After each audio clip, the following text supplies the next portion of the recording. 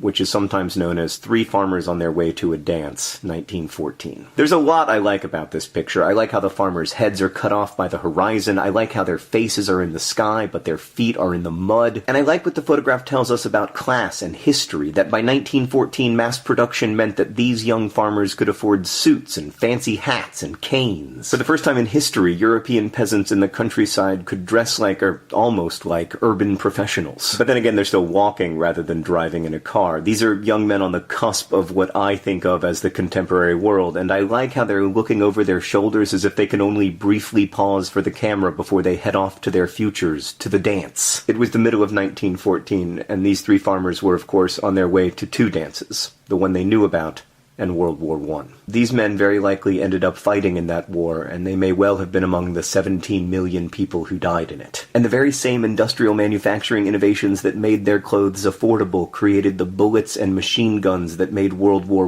I so lethal. The three people in this photograph are living in the middle of history. Like, to us, the dance they were walking toward seems inevitable, but to see their faces is to know that it wasn't. That history is choices we collectively make about how to look at the world and how to respond to what we see. These three young farmers walking along a road in the German Westerwald 101 years ago remind me that I am also in the middle of history, and that how I imagine the world and the people in it really matters. And get along with each other.